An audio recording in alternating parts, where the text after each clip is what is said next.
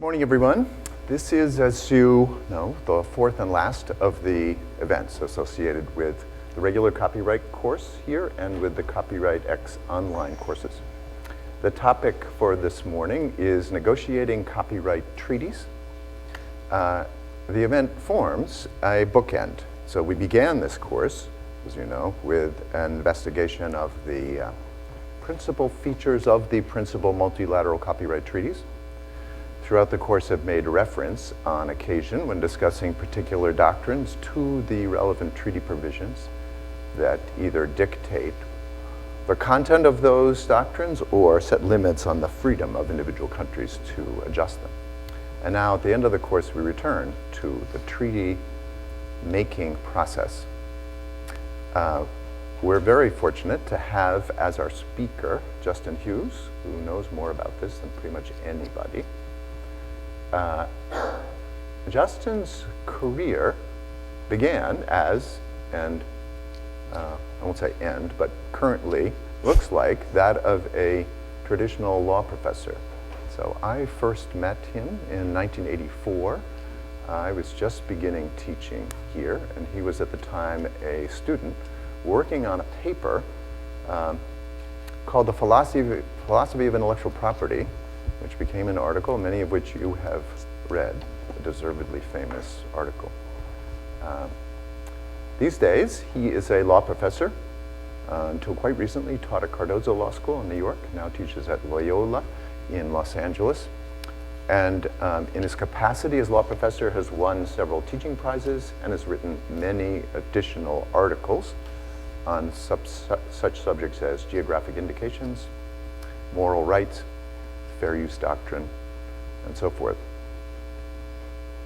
But along the way, more or less at the same time as he was pursuing this relatively traditional path, he has done a remarkable array of surprising things. So they would include clerking for the Lord President of the Supreme Court of Malaysia, doing volunteer work in the 1990s in Latin America, West Africa, and the Balkans, being a policy advisor off and on for many years to the Patent and Trademark Office, and most recently, and most relevant to our topic today, being the principal negotiator on behalf of the United States in the successful negotiation of the two most recent multilateral treaties, specifically the Beijing Treaty on audiovisual performances and the Marrakesh Treaty on access for the visually impaired. These accomplishments are especially remarkable because they occur at more or less the same time as two other more or less treaty initiatives have stalled. Those are the, as you know, ACTA and the still in abeyance Trans-Pacific Partnership Agreement. So, all of you have watched, I hope, the recorded introductory presentation that Justin prepared, and that will provide the foundation for our discussion today.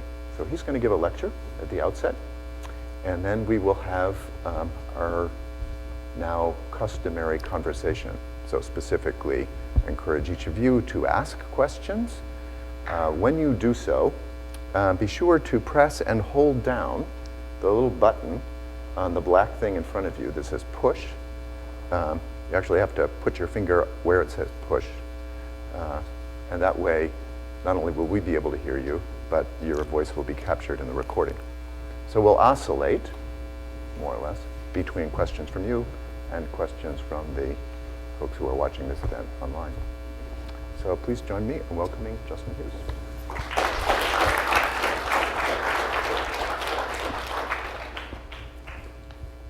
I want to thank Terry for inviting me. I'm very happy to be here, and it's been wonderful to have Terry as a friend through these many years because he's such a thoughtful scholar.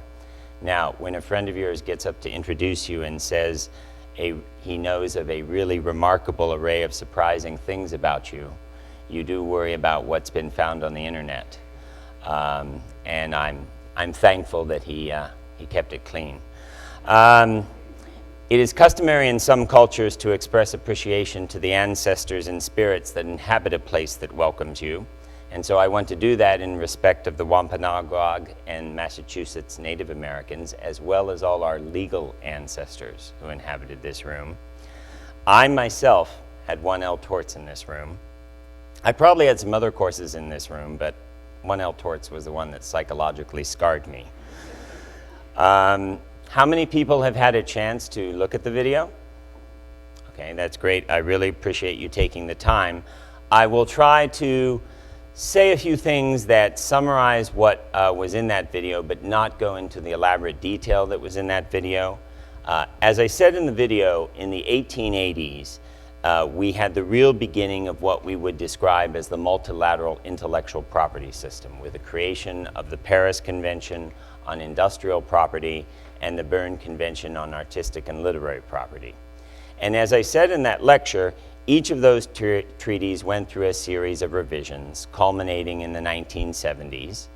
And in addition to the revision of those treaties, a whole range of multilateral treaties were layered on top about different issues, whether it was the protection of integrated circuits, or the protection of geographical indications, or a harmonization of the classification of trademark classifications. There's just a wide range of multilateral international treaties now that are administered at the World Intellectual Property Organization. Over the decades, of course, particularly after World War II, developing countries became more and more integrated into this global multilateral intellectual property system. And we will be talking in this class about some pushback and north-south tension on intellectual property. But I don't want you to have the impression that pushback or north-south struggle over intellectual property started with the WTO and the TRIPS agreement. Even as far back as 1971, developing countries were pressing on questions about whether copyright was properly adjusted for their needs. And in 1971, a special appendix was added to the Berne Convention to address some of the needs of developing countries. Now, in the video, I talked about the TRIPS agreement because the TRIPS agreement really was both a quantum leap and a paradigm shift for intellectual property at the international level. A quantum leap because enforcement was added, and an enforcement system among states to ensure that they were enforcing substantive standards and providing the new requirements to protect intellectual property, but also a paradigm shift in that what had been kind of a freestanding world of multilateral legal norms, intellectual property, became inextricably intertwined and attached to a larger set of international legal norms, the international trading system. And I characterize one as a quantum leap and one as a paradigm shift because I think, if anything, academics in the United States tend to underappreciate the second. Right or wrong, we now live in a world where the intellectual property norms are deeply integrated into the trading norms, to the mercantile norms, to the economic norms of the system. Now, right or wrong, as I said in the video, there was also, after the WTO was formed and the TRIPS agreement was signed in the early 1990s, an increasing feeling among developing countries that they had gotten a bad deal, that they had been out-negotiated, that they had been forced into this, and that something needed to be done to rebalance the intellectual property system internationally. That feeling is certainly worst in patents. It is not as bad in copyrights. It is even less heartfelt in trademark law. Now, most of you think that a rebalancing of intellectual property, when developing countries advocate it, means less intellectual property. Not necessarily. Sometimes it means more intellectual property, just intellectual property they think would help them. That's why, while, for example, in the Intergovernmental Committee at WIPO, which discusses the topic of genetic resources, traditional knowledge, and traditional cultural expression, the developing countries are the advocates of strong, rigorously enforced intellectual property, and it's the developed countries who are the resisting it. Anyway, I wanted to express to you that that feeling of backlash, as well as what I would characterize as the lack of political sensitivity of the George Bush II administration, I make no qualms anywhere about my politics, produced real paralysis in Geneva in the period from roughly 2001 through 2010. And that paralysis was a paralysis in where developing countries were putting forward proposals that were taken as limiting or narrowing or restricting intellectual property, and developed countries were almost as a matter of immediate automatic reaction saying no. And it was very much treated as a zero-sum game, where any side, if they made an advance, the other side would lose. Now that struggle parallels, but is very, very separate from the ideological struggle about intellectual property we have seen in the United States from the mid-1990s going forward, although there are some participants who bridge both platforms. Large corporations like Google and Paramount, NGOs like Knowledge Ecology International and the Access to Knowledge people, those folks you could see in both worlds. But generally speaking, the ideological struggle, and I really think it is an ideological struggle in the United States, has been pretty separate from the North-South struggle about intellectual property in Geneva. Now, at WIPO, developing countries in the Committee on Copyright and Related Rights, commonly called the SCCR, the Standing Committee on Copyright and Related Rights. Yes, there is an initial missing. The SCCR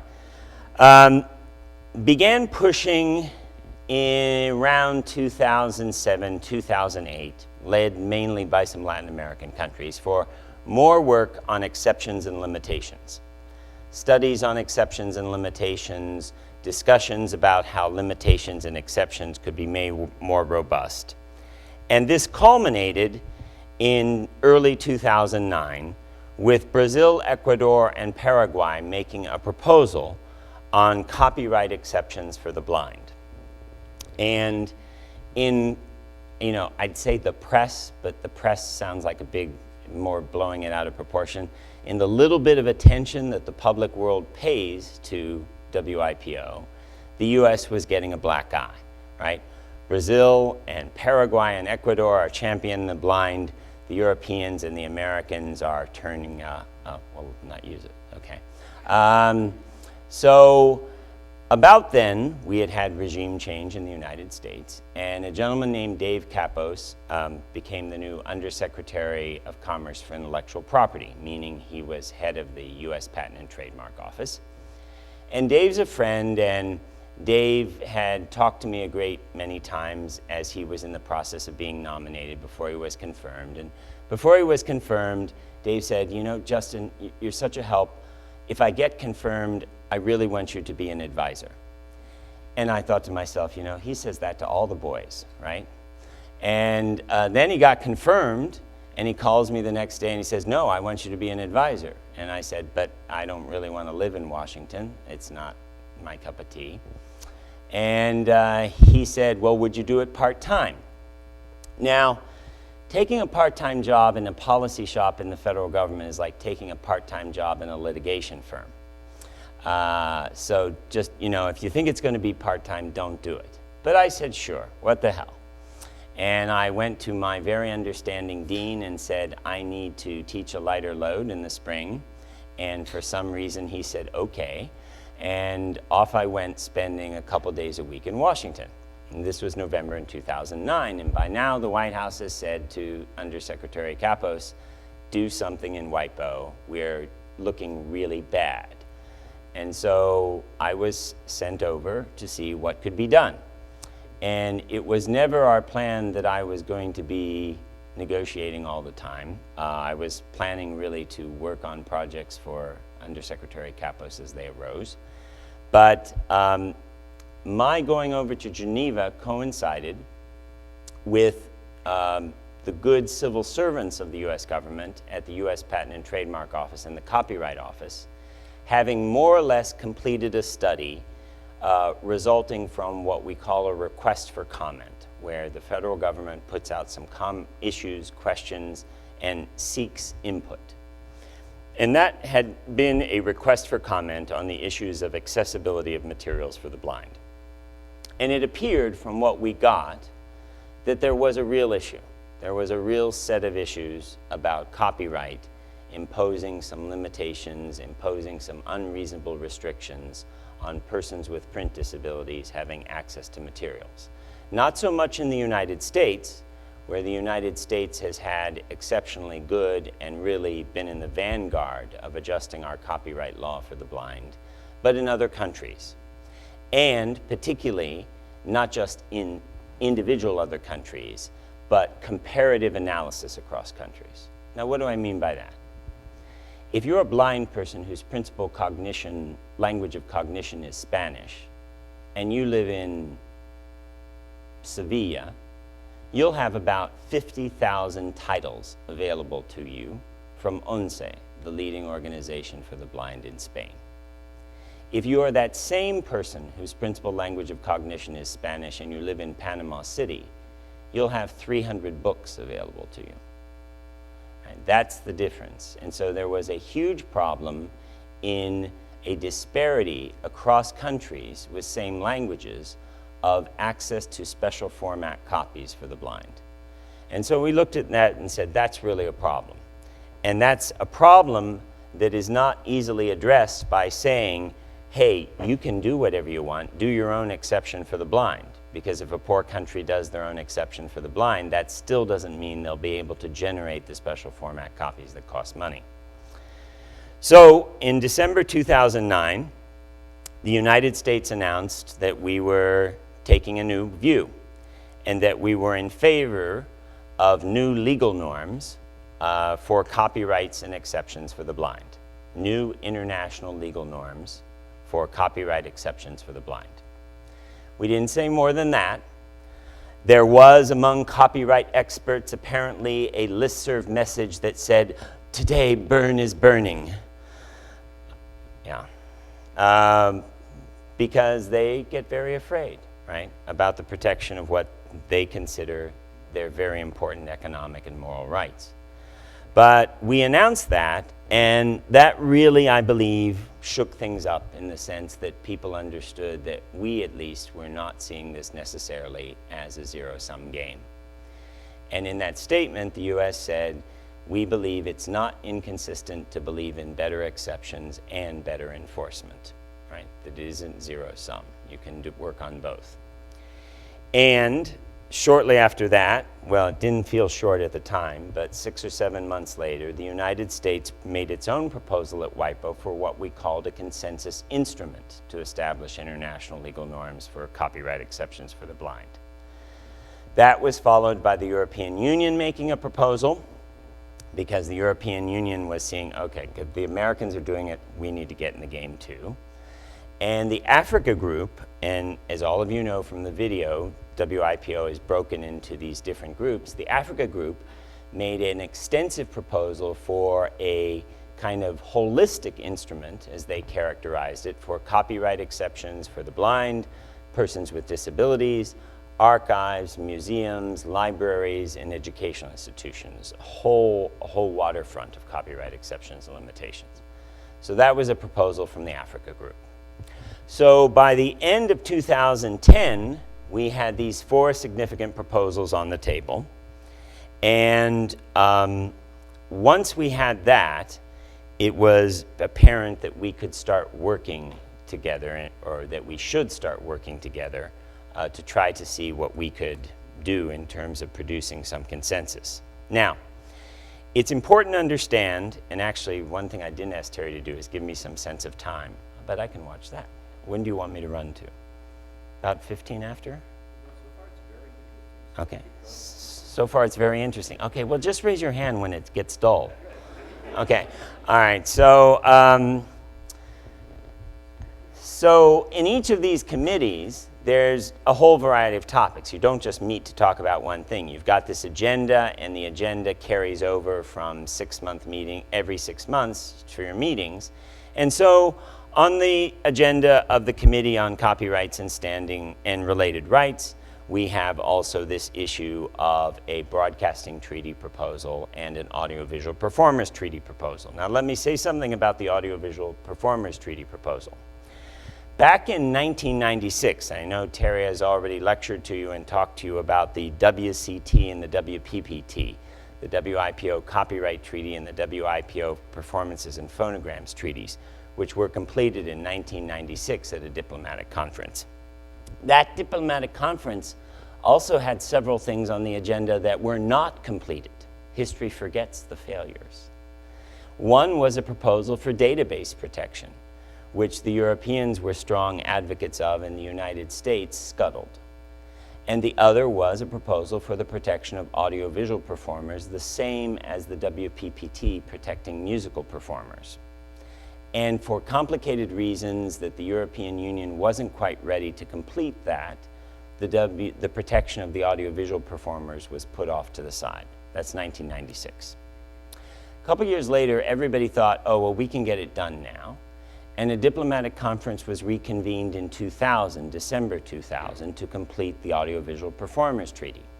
I actually was on the US delegation at the time. I was a junior person on the delegation, really one of my first tastes of Geneva. And that diplomatic conference failed. It didn't fail because of a North-South struggle. It failed because the European Union and the United States, the European Union on one side and the United States and India on the other side, could not agree on a final article which was called transfer of rights. The idea that even if we set up all these rights for audiovisual performers, for actors, once they have transferred their economic rights, we will all recognize the transfer from jurisdiction to jurisdiction.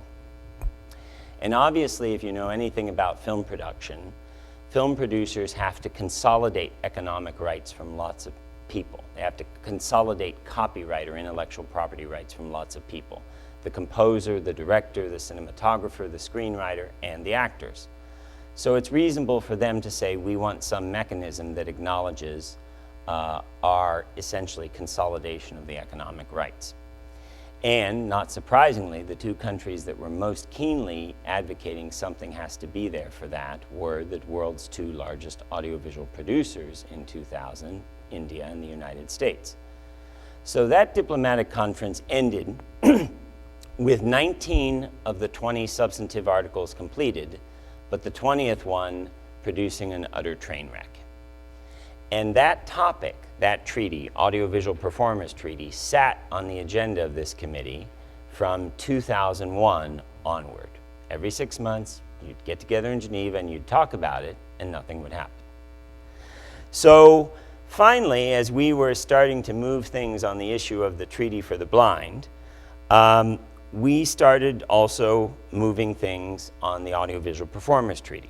But a problem arose.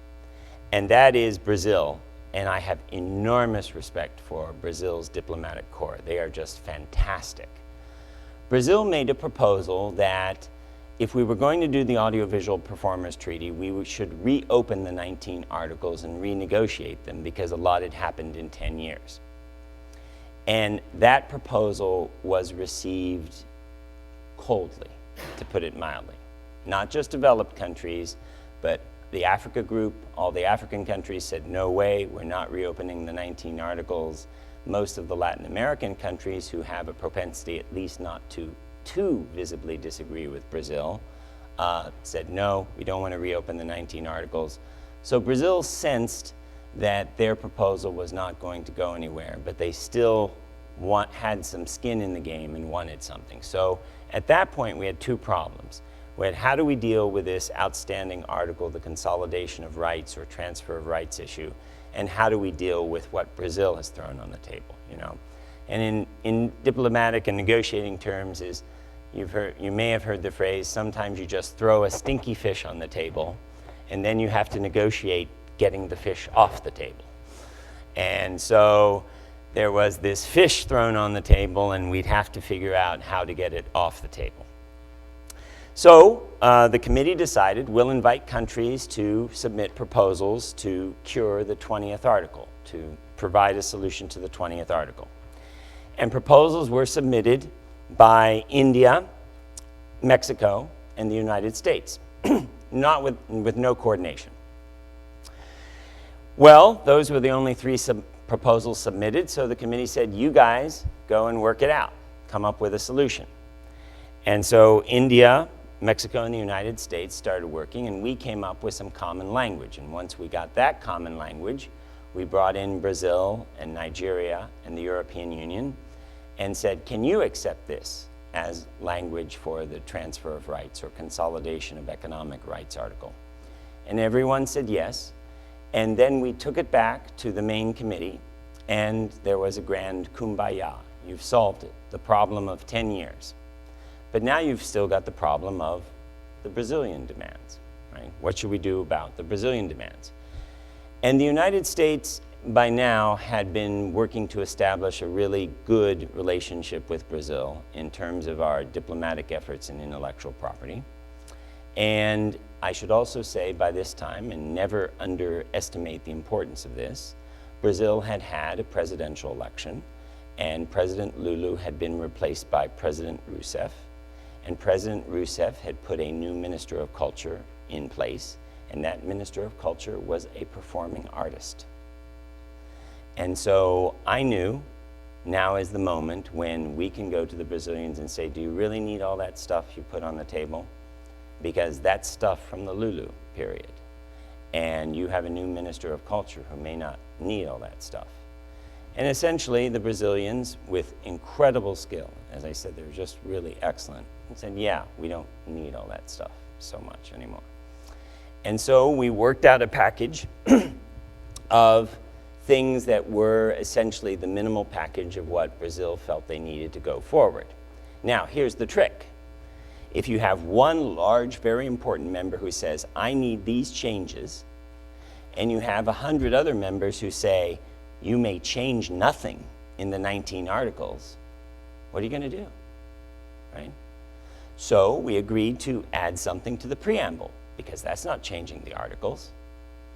And then we agreed to add some agreed statements, because that's not changing the articles. Now, what are agreed statements? When you look at the WCT and the WPPT, you will notice some things that look like footnotes. Please do not call them footnotes. Never, never, never call them footnotes. They are agreed statements.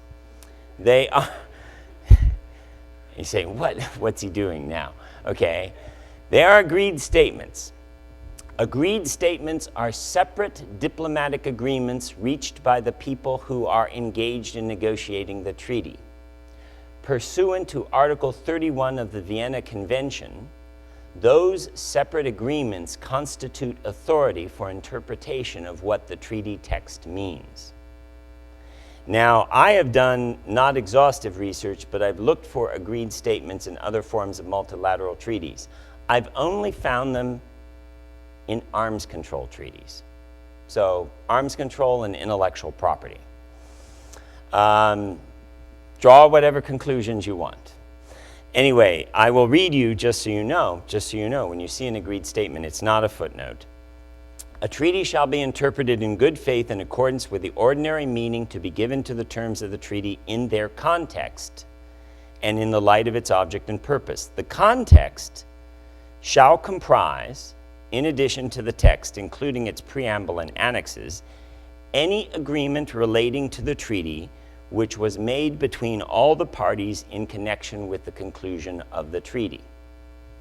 And so each agreed statement is pursuant to Article 31(2)(a) of the Vienna Convention, a separate agreement that the parties negotiating the treaty made as to what the treaty meant.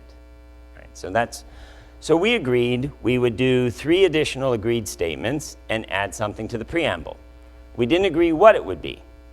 We just agreed that that's what we would do. And on that basis, the Geneva Standing Committee on Copyrights and Related Rights said, kumbaya, let's hold a diplomatic conference.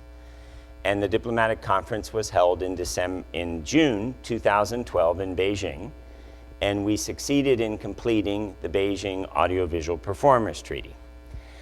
Now, I could go into interesting details of that because what was really wonderful was the way we worked on that. We had to come into the diplomatic conference. We kept it very short, intentionally short, so people could not reopen old issues. And we had these 4 things that we had to negotiate. Now, if you have 5 things to negotiate among 100+ countries, 4 things to negotiate among 100+ countries, and you only have 5 or 6 days to do it, that's pretty tight. So we actually had a wonderful, and I don't know any other environment where it's been done, we had a wonderful long-distance negotiating informal group that actually, through phone calls and emails and conference calls, managed to put forward to the diplomatic conference proposals that came in the whole, jointly, from Brazil, the United States, the European Union, Mexico, Nigeria, Kenya, Turkey. I think that's it. And those countries together were submitting these proposals. Now, what's the point of that? When you go into a diplomatic conference and you have a proposal that already comes from the US, Brazil, Mexico, the EU, Nigeria, you've got, huge weight behind it. You've got most of the industrialized countries behind it. You've got the leading countries in Latin America behind it, and you've got one of the 2 powerhouses of sub-Saharan Africa behind it. So at that point, that's the text everybody has to start with. So that was the idea. We'll give you the text to start with. Anyway, we finished up that Beijing Treaty successfully, and I will mention that Beijing Treaty just on one more point, that there's been very little discussion in the academic community about the treaty. And given the discussion there has been, I'm extremely thankful, because the few academic commentators who have commented on it seem to be clueless, like profoundly clueless, like they understand nothing about how American copyright law works in relation to audiovisual performances and what the treaty would do and would not do. And it's just a little bit frightening. And no, it is frightening, you're right. And the scary part about this, and this I'm going to rag on your law professors, okay, is if Terry or I write about something that happened in 1905 or 1790, folks, those frickin' people are dead. But if we're writing about something that was just negotiated, mightn't you pick up the phone and call someone? Instead, law professors have this really arrogant belief that they can read the documents and understand it all. Right? Is that not stunningly arrogant? Right?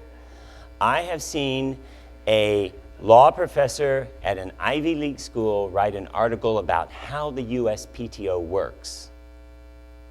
And that professor did not call one person, interview one person, discuss with one person. No footnote to that point. No even I want to thank the anonymous stooges at the PTO who talked to me, right? Just on the documents, the professor thought they could figure out what's happening in a $2 billion, 10,000 person agency. That's crazy, right? So anyway, all right, sorry, this is sidebar. So back to the visually impaired treaty. By the summer of late 2010, as I said to you, there was 4 proposals on the table. And there was agreement that we would work together on a joint text. And by this time, Mexico, who's already appeared in my narrative several times, has joined the Brazilian proposal. So it's Brazil, Ecuador, Paraguay, Mexico. But for practical purposes, Ecuador was represented by a really cool guy who headed the Copyright Office of Ecuador, who had an LLM from Georgetown. But he left the Ecuadorian government, and at that point, Ecuador and Paraguay didn't have a lot of juice to participate. But, be careful when you talk about developed countries and developing countries, because some developing countries have wonderfully robust, wonderfully sophisticated, wonderfully brilliant policy apparati. And Mexico is one of them, Brazil is one of them. So Brazil and Mexico were, there to negotiate and work with the US and the European Union. And our biggest problem at this point was actually the problem of the Africa Group's participation. because the Africa group basically took the view, we want a holistic solution. We want everything done at the same time. And the approach of the Latin American countries and the approach of the developed countries and the approach of a lot of Asian countries was, that's just unworkable. We'll never get it done. You know, let's do what we can do. Let's do it piecemeal. So we spent a couple years really, to be frank, with some very difficult back and forth trying to get more and more African countries engaged. And I believe Ruth Okadiji has been here. And Ruth, who is a wonderful person and an excellent scholar, she was tapped by the Nigerian government to come to one meeting, one of the standing committee meetings. And I said, Ruth, you've got to come back. Not because you're always going to agree with me, but because you will help kind of herd these cats, because the Africa group is 60 countries, and it's really difficult to get them all on the same page. It's 60 countries split down the middle between Anglophone and Francophone, and you know, you need to keep coming back if the Nigerian government will bring you, because you can help us move this forward. So over time, the Africa group started participating more, but I will say that most of the energy on the effort to develop the text was coming from Brazil, Mexico, the United States, the European Union. Also, Australia became very involved, and the Russian Federation became involved to some degree. So we were pushing and promoting the development of this joint text without any commitment as to what it would be, right? Would it be a treaty? Would it be a joint recommendation? And this is a diplomatic game. Here's what was happening. It became very clear that for Brazil, the text of what they had submitted was not important. It was the idea of doing something for the blind and the idea of doing the right thing for the blind, not necessarily what they had put on the table. Whereas for the United States, what is on the table, what is the actual substance, becomes very important. So we began working on essentially an international norms that would take some of their inspiration from existing US law, from the Chafee Amendment.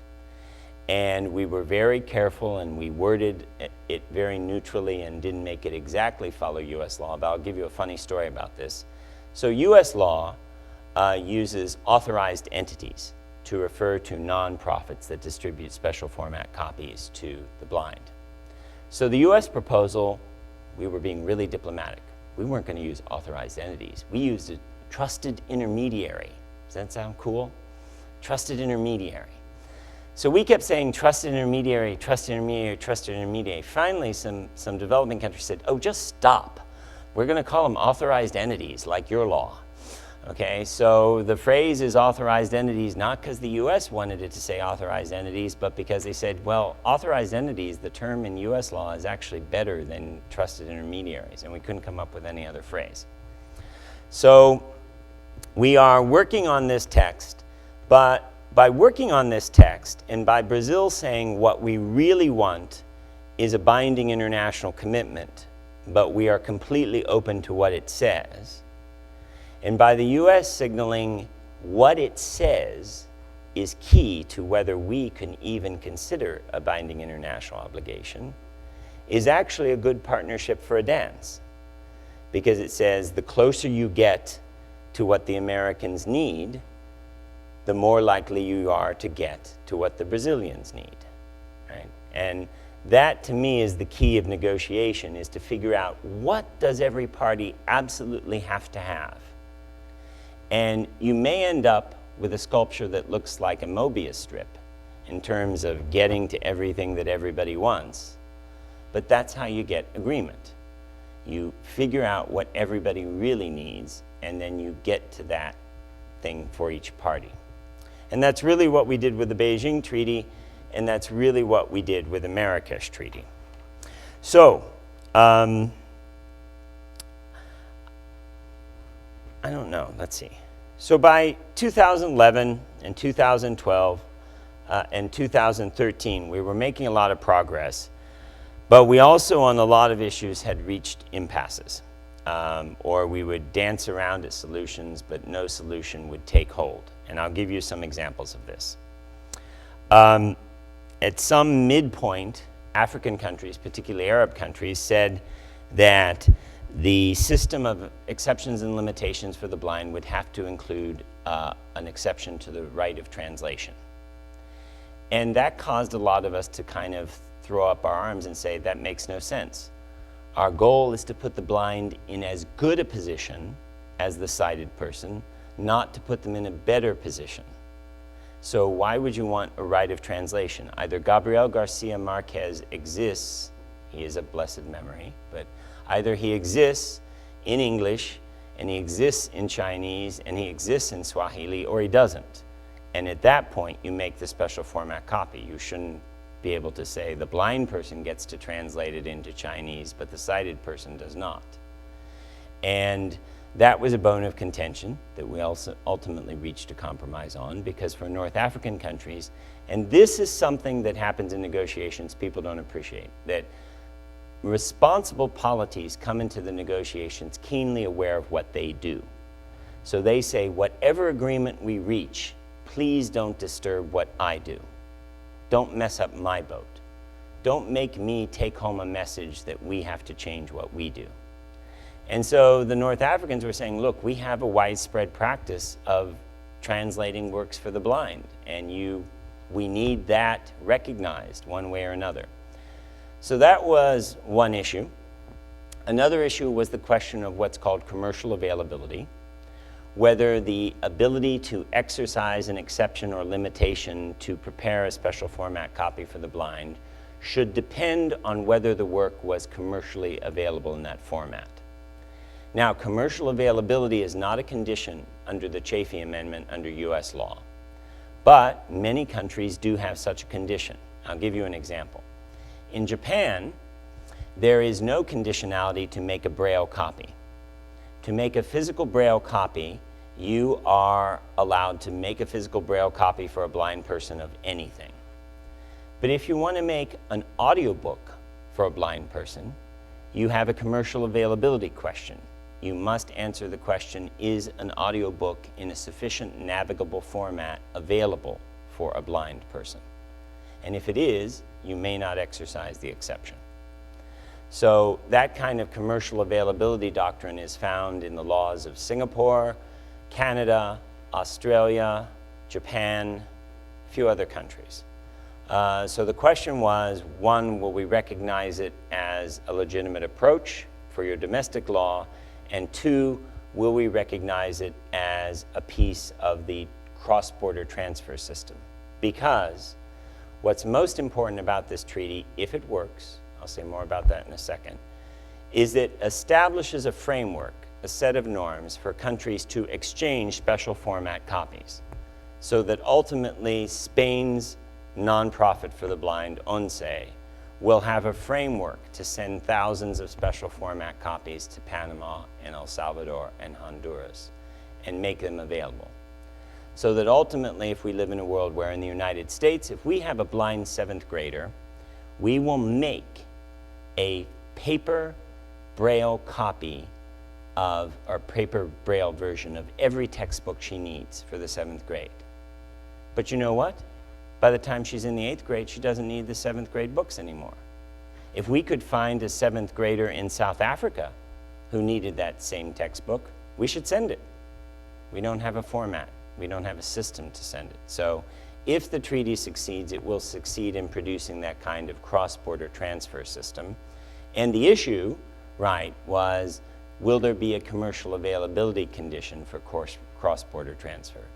Ultimately, there was not, but many painful days, including many painful days at Marrakesh, was spent on that. Throughout all this, I'll say that what was really wonderful was, first of all, a kind of practical day-to-day alliance working relationship between the Latin American countries and the developed countries. And then what's really a pleasure of doing this is the development of really good friendships with people. Even if you don't agree with them all the time and you have divergent positions, if they become your friends and if they trust you, if they think you're honest and upfront and you think they're honest and upfront, you can usually find a solution. So At the end of the Marrakesh conference, I may be leaping ahead of myself a little bit, but at the end of the Marrakesh conference, one of my deputies, State Department guy, said, his name's Carl. Carl said, are you happy this is over? And I said, Carl, I have made many good friends in this experience. There are several people in this room that if I never see them again, I'll be just fine. And there are a few people that if God came down and said, write me a $50 check and you'll never have to see that person again, I would say, who do I make it out to? So it's a wonderful, wonderful experience, but success depends upon good luck, but building rapport with people, and I think that's really what happened both in Beijing and Marrakesh. Now let me say a little bit about the domestic political situation and then tell you what I think about the treaty, the Marrakesh Treaty. Domestically, of course, we had a lot of fighting at home, and there were a lot of private stakeholders and a few people in the government who were less than enthused about doing a treaty on copyright exceptions, even if for the blind. Less than enthused would be a gentle way of saying it. Some were outright hostile, and some were hostile at other times and amenable at other times, shifting. There were moments during these treaty negotiations where a operative of the Motion Picture Association, whether or not he was acting on the instructions of the studios, went to an operative of one of the patent holders, and we got into a situation where General Electric and Exxon are opposing a treaty for the blind, literally. And the National Federation for the Blind is has a giant billboard on the interstate from Washington to New York. Yes, it's kind of ironic that the National Federation for the Blind has a giant billboard. But, they're putting on this electronic billboard. Exxon says, no books for the blind. And the next driver sees General Electric says, no books for the blind. But it had quite a bit of nastiness. As Professor Okadiji said last September, she said to an audience in Washington that she was still recovering. I do think it takes many months. It took a certain amount of years off my life, which I plan to get back in sunny California. But it was a struggle domestically. I'd be happy to answer questions about the struggle, conscientious of the fact that I don't want to foreclose any possible opportunity for me to ever work again in Washington. Marrakesh. So the tagline before the diplomatic conference for this Treaty for the Blind was the road to Marrakesh, right? And the tagline, and during the 2 weeks in Marrakesh, it looked very, very grim at some points. It looks like we were going to have another failure. I'd been to a failed diplomatic conference, so, I'll live through it. Nobody dies, so it's not that awful. And the Moroccan Minister of Communications, who is nominally representing the King of Morocco, the host of the conference, calls me into his office at the DipCon, and he says, what can I do to help? And he has no idea of how Saharan dry my sense of humor is. So I looked him in the eye and I said, Mr. Minister, close the airports. And so he comes out and he addresses the plenary and he says, one of the delegates has recommended that I close the airports in order to make you work better. But I was fine with that because, I'm a professor. I have the whole summer. If I'm locked in Marrakesh, screw it. I have a really nice hotel room, and if we're here for a couple months. So, but it looked really grim. But since we succeeded, of course, the tagline afterwards became the miracle of Marrakesh, or the miracle at Marrakesh. And on that, let me say, I don't know if it's a miracle or not. We finished the first treaty on multilateral treaty on copyright exceptions and limitations. I do think that, again, is somewhat of a paradigm shift in the intellectual property context. But The real policy goal, the real thing we should care about, is getting educational, cultural, and informational materials into the hands of persons with print disabilities. And when you sign the treaty, you haven't succeeded. Success is when that person in Panama has access to 10,000, then 20,000, then 30,000 titles. Success is when the blind person in Durban has access to all the books that the blind person in Denver has access to. And we won't know if this succeeds for 10 years, it won't be 5 years, but it'll be 5 years before we even know if it's on the road to success. It'll be 10 to 15 years before we know if it's succeeded. And to be honest with you, it may be that technology will so quickly provide new avenues to meet the needs of the blind that much of what this treaty does may be obviated. So is it a miracle at Marrakesh? It's a miracle that we reached agreement, perhaps, but a miracle meaning a positive result that is kind of the end of the story. Happily ever after? No. The happily ever after comes when I know that the blind around the world, the 300 million people with significant visual impairments, are getting more access to books. I think that's about it, Terry. That's about all I have to say. We could talk about a little bit about the goals of the future, but the only thing I'd say to everyone is, in the ideological struggles about intellectual property, there really is too much of a conception that things are black and white and things are a zero-sum game. They are not. If you see the world as black and white, I only know two sorts of people. I've been thinking about this a lot this weekend because of Coachella. I was in Coachella this past weekend. I know, I look a little old for that. And I felt a little old for that.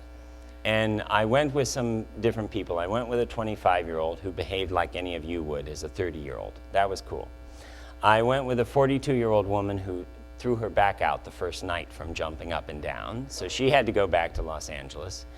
And I went with a 43-year-old friend that the closer we got to Coachella, the more you could see the IQ and mental age drop from his face. And by the time we got to Coachella, he was like 18 years old. And and he sees things very much in black and white all the time. And I just want to say to him, I only know two sorts of people who see things really in black and white. And those are children and ideologues. We sometimes call the ideologues idealists, but it's really ideologues, right? The world is not so black and white. And as long as you're willing to concede that and willing to say it's not necessarily a zero-sum game, and as long as you're willing to take a risk and say, let me really try to understand what you need, and I'll tell you what I need, right? Let me know what you have to have, and I'll tell you what I have to have, and then we'll try to figure it out. That's the framework I found succeeded for these two treaties. And with that, I'll stop.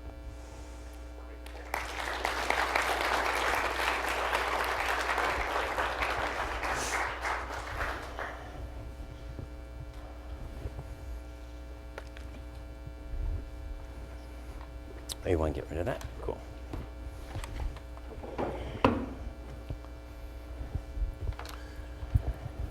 So I have 1,000 questions, but better, I think, to begin with yours. Who wants to start? Jessica. Hi, thank you for coming to speak with us. So I've been following the negotiations of the Design Law Treaty from my research, and what you described of sometimes an idea being more important than the substance, that resonates with what I see with the contention over whether this provision on technical assistance to developing countries to implement this treaty, which is supposed to be just merely procedural, harmonizing registration of designs, is an article or a resolution. And the two major opponents in this debate are the African group wanting it to be a legally binding resolution, or article, and the U.S. not wanting anything like legally binding or article attached to it. And the U.S. has been registering this objection that it's improper to predetermine an outcome of a treaty negotiation before the diplomatic conference, but it seems that the process is really that a lot of articles, a lot of things are determined before you get to that final stage. So I just wonder if like that is really reflective of like a true objection, or like and why is it that technical assistance is such a bone of contention? Okay, well, that's a good question. First of all, technical assistance as a bone of contention goes back to the TRIPS, at least to the TRIPS agreement, to Articles 7 and 8 of the TRIPS agreement. And how to describe this? Of all the international organizations in Geneva, or all the UN-based organizations, the WIPO is a little different. And the WIPO is different in the following sense, that if you're talking about the ITU or the World Health Organization or the World Labor Organization, in each of those organizations, member states pay dues. But the main source of revenue at the WIPO are the Patent Cooperation Treaty and Madrid system payments that are made by trademark and patent holders, okay? And that means that with the exception of the rise of China, most of the inflow comes from developed countries. And there is a perception, right or wrong, that that is used as a kind of slush fund by developing countries who want to siphon off as much of that money as possible for their own projects. And that's really, I think that's why it becomes especially contentious, because it's not a question of we all pay our membership dues and then we divvy up the expenses. It's that most of the money coming in is coming from developed economies and China into the patent system and the Madrid system, and large excess from that is getting paid out to hold conferences, bring people from countries to Geneva, hold diplomatic conferences, and so that's why it's a particular bone of contention. And that's why you will probably find, my guess is that the American position is reflecting concern about the patent owner's concern about where's our money going. Does that help? Yes, just a quick follow-up though about whether it's proper to determine articles before the diplomatic conference. Is that really, because it seems like that happens in a lot of different areas. You can go either way. It can go either way. So, but I think it's a reasonable negotiating tactic for the American team to say, we don't want to decide this now, right? Because if you see a bunch of things that the other side wants, you want to be sure that they don't get them all at once until you get some of the things you want. So there's nothing nefarious in that, right? We do that in negotiations, we do that in mergers and acquisitions, and we do that at home with our loved ones. So, okay. So I'm going to pursue a related theme, not discussions with loved ones, but negotiation in general.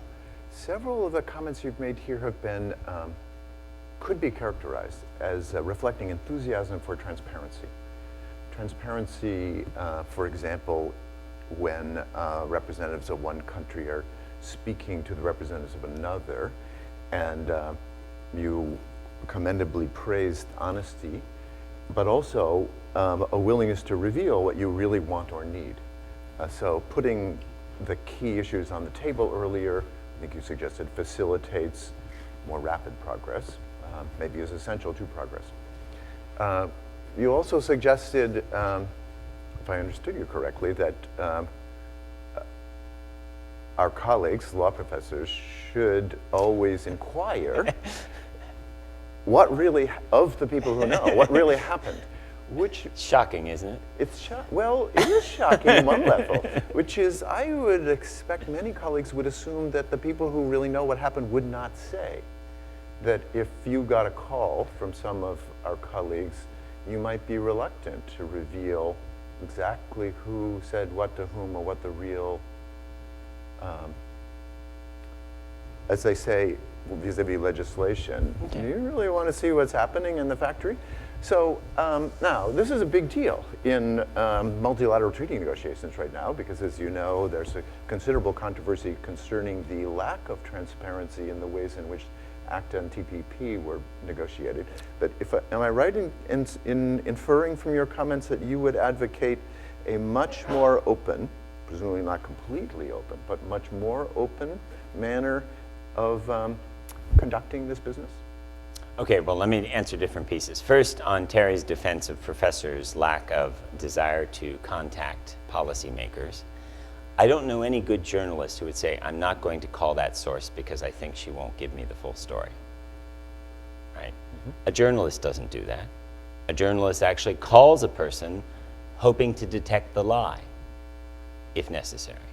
So, are you saying professors are like really so inept at interpersonal relationships that they are so far below the level of journalists that they just know, I shouldn't even try because I won't be able to detect getting half a story like a first-year journalism student would? Perhaps, but okay. Okay, Let's put all right, so on the transparency issue, first of all, Terry's right, completely transparent negotiations never work. And what happens, well, I would say never. They don't work in my experience and don't work in the experience of any diplomats I know at the WIPO. WIPO is much more transparent than a lot of the trade-based negotiating fora. But we would have, as I said in the video, a plenary session. But if the plenary session, which is on the record and the NGOs are listening and all the private people there are listening, if that's not working, we'll go to a closed room.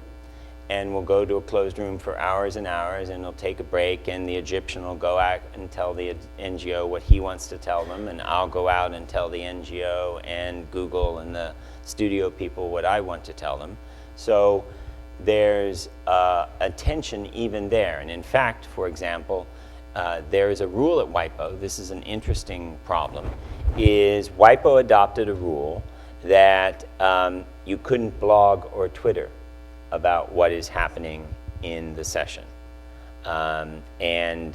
Jamie Love from Knowledge Ecology objected strenuously to that rule, but the rule was the NGOs get to sit into the informal discussions as long as they don't Twitter or blog. I don't know what the right answer is, but I do know that it is true that there is some chilling effect of knowing that an ideologically charged person is, list-serving right back. Can you believe? And Jamie Love, who I'm going to see Friday morning, we're doing a 7:30 in the morning session together. He like Twitters all the time. Justin Hughes said blah blah blah blah blah, and yeah, I did. Wow, and the whole world doesn't come to an end. So, but that's not that has a chilling effect on discussion. So transparency in the extreme would slow things down. The difference, and I'm really trying to explain as much as not trying to excuse, but to explain, is these TPP negotiations and the ACTA negotiations and the FTA bilateral negotiations happen in a trade context. And USTR from the GATT trade negotiations from 1946 onward, they have all been conducted in secrecy. The problem was, and there's a certain sense about that, because when you are negotiating tariff reductions, who is going to benefit and who is going to get screwed is very clear. It is crystal clear. And so as soon as someone knows what's on the table is this tariff reduction, they know they're being skewered. And so throughout the rounds of trade negotiations from 1946 on, USTR maintained that level of secrecy. Now the question was, when they brought in intellectual property into that, did they need to maintain the same level of secrecy? And one could argue strongly that the answer is no. And I think they've been a little more aware that the answer is no. The other problem, which happens with United States Trade Representative, is that United States Trade Representative has some statutorily established private sector advisory groups. And those groups see documents and must sign confidentiality commitments. But the composition of those groups, it could be more even-handed, and the composition of those groups could be more reflective of a broad range of the interests. And I think you could do that, and you should do that. And of course, then if you have somebody in that confidential group and you find out they're leaking documents or they're blogging, you can say, hey, that's not the terms by which we brought you in. We brought you in so that you come to the table knowing what all your folks believe and feel they need. And then when we say, here's what's happening, you say, that's not going to work. I have a problem with that. You don't take back what we told you and then spread it like wildfire. So there is a problem with the system used in our trade negotiations for input from the private sector, but it's not purely a transparency problem. And the other problem, and again, explanation, is things like ACTA and TPP and a free trade agreement, a bilateral free trade agreement, are completely ad hoc negotiations. Whereas when you're in an institution like the International Labor Organization or the World Health Organization, you have an existing body and you can say, okay, we're adopting these rules going forward. The question, it's a little more difficult because if you have something where we've adopted these rules going forward and all 150 countries know these rules, it's a little different than when you are starting a negotiation with 5 countries and there are 5 different expectations about the level of transparency. Now, I think there should be more transparency, but I'm not sure that they can or should be done in the level of transparency of White Bill. Gloria. So in Eldred, Justice Ginsburg said that the copyright clause in the U.S. is limited by the First Amendment. And I think one of the implications of that was that Congress may not dilute the fair use doctrine to harmonize it with other countries, even for treaty-abiding purposes. So I was wondering how negotiators like yourself work around those types of domestic constraints when you're negotiating these big multilateral treaties. Well, first of all, I don't think Justice Ginsburg said, you cannot dilute the fair use doctrine as it is codified in Section 107. The doctrinal position is that the fair use doctrine ameliorates tension between the Copyright Clause and the First Amendment, as does the idea-expression dichotomy, as does the limited times requirement, that many of the internal components of the copyright system ameliorate potential tensions with the First Amendment. If they didn't, the First Amendment could still trump, right?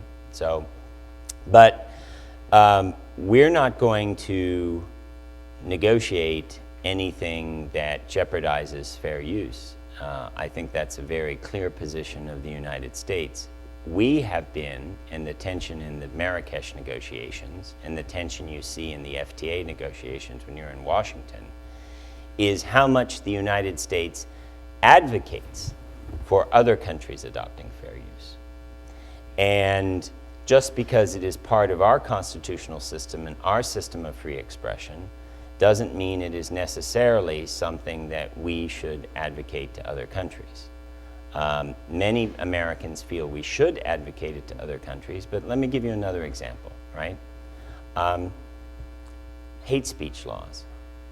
Hate speech laws as they exist in many very successful functioning democracies probably would be struck down under our First Amendment. I don't think it's up to me to tell the Canadians you should get rid of your hate speech law because it doesn't comport with my First Amendment. So I'm not out to advocate a First Amendment array to every single polity in the world that matches ours, because I see fully functional, fully democratic, fully civil society polities that do things a little different. So one of the things that came up with fair use, as you probably know, so fair use, there is still a little cohort of continental copyright experts who believe that fair use does not meet the 3-step test of Berne. And the 3-step test exists in all the subsequent multilateral treaties. I think it unquestionably does, but there are some who don't. The issue that came up in the Marrakesh negotiations to be very, very frank, is that the Nigerians wanted fair use mentioned. And it's no secret, it's been reported in the Washington Post, the motion picture studios were adamantly against that. Now, don't paint the motion picture studios as the evil lobbyists in this, because Google lobbies me just as hard, or lobbied me just as hard. Put fair use everywhere, right? They're just lobbyists too. So they're all special interests. So the motion picture studios very much did not want fair use mentioned. But the formulation that exists in the treaty now, and for which I think I'm responsible, and I came up with it, and kind of Ruth and I were working on it. Ruth said, that's great. And then we thought we'd sold it on to everyone, and then there was some opposition. Basically says fair practices, dealings, and uses. But there's a clause in there that is still construed by those who are most fearful that the sky is falling, that it says you can use fair uses. The problem is, if you look very carefully at what we do for the blind in the United States, some of what we do for them falls clearly under the Chafee Amendment, the specific exception for the blind. But some of what we do for them, we do under fair use. So we can't deny that we use fair use to meet the needs of the visually impaired.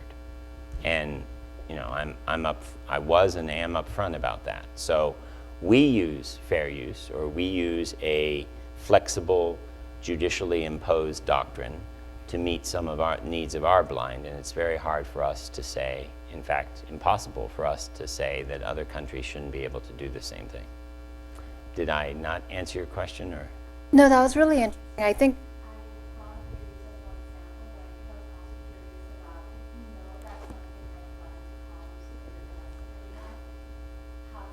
on that.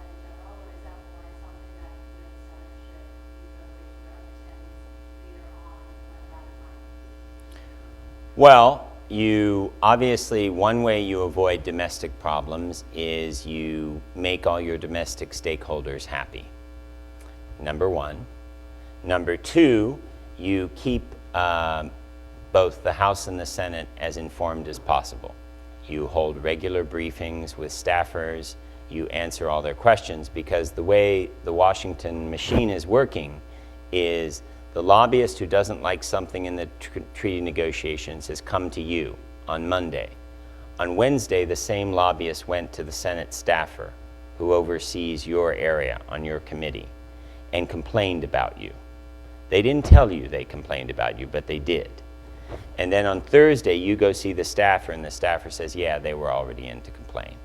And you huddle as government officials about how much a pain in the ass all the lobbyists are, and you explain exactly what you're doing, and the Hill staffer says, okay, great, okay, keep me apprised, and you go away. Now, at the end of the day in Marrakesh, the intellectual property owners, as a broad group, accepted the outcome. They were reasonably happy with the outcome. Does that mean that they would not try to oppose it for Senate ratification? No. They still might try to oppose it, right? The way they would do it, though, is it's really hard to publicly say you don't want to help the blind, right? It seems pretty hard-ass. So you have to find ways to discreetly say, oh, well, of course we want to help the blind, but this is just, the wrong instrument. And I assume, because I've been listening very carefully to what some of them have said at public events, I assume that some of them will, behind the scenes, lobby against the treaty.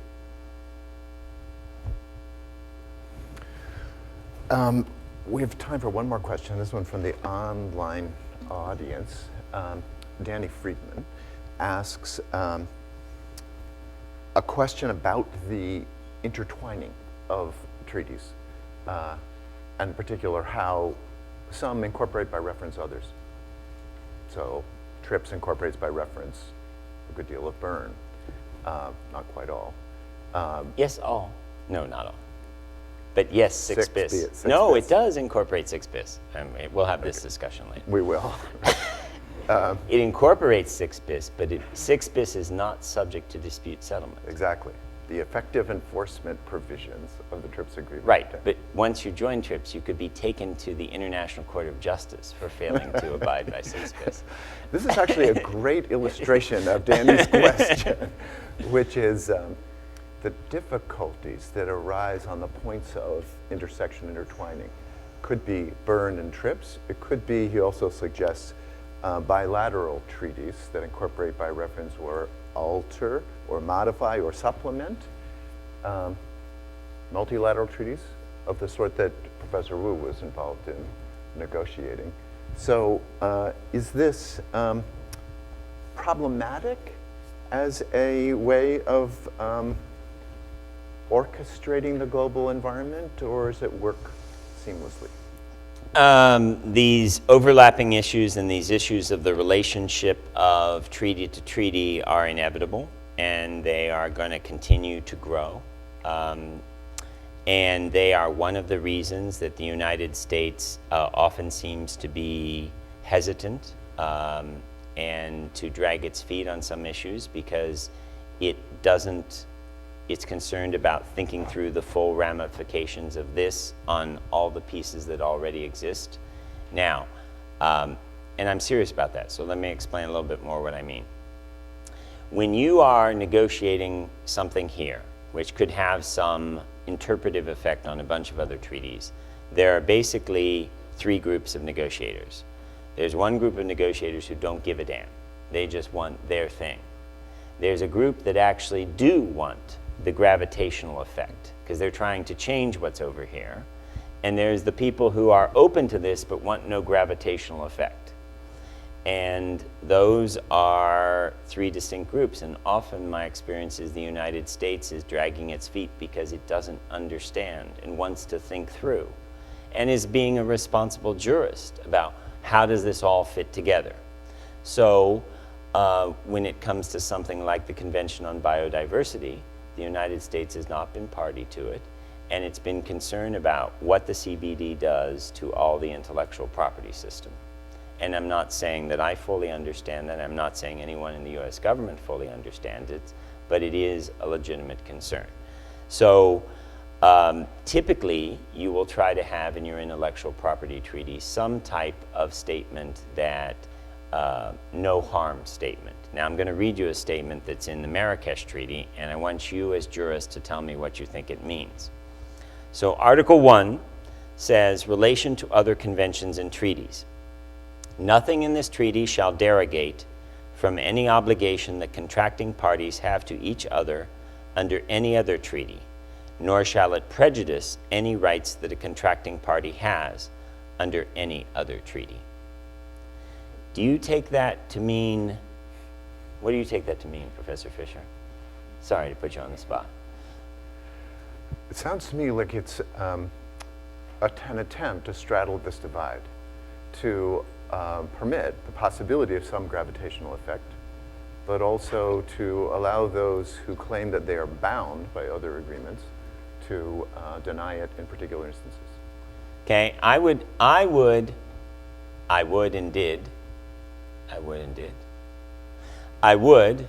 and did agree with Professor Fisher, but the legal advisor experts at the State Department tell me that phrase means prior treaties trump. Right? Prior treaties trump. Right? That what seems to me kind of a no harm provision, I'll read it again. Nothing in this treaty shall derogate from any obligations that contracting parties have to each other under any other treaty, nor shall it prejudice any rights that a contracting party has under any other treaty. I read that as a no harm language, but the legal advisor at the State Department reads it as prior treaties trump. Now wait a minute, if you, the negotiator of the treaty, read it in a particular No, way. but I was told, no, but in my mind, by the time I'm negotiating it, the legal advisor said that's what your language means. I see. If you use this language, this is what it will commit us to. This is what it will mean. So, Okay, well, we could talk about this, or I could talk about this for a long time, but we've exhausted our hour, so thank you very much. thank you. Thanks, everybody.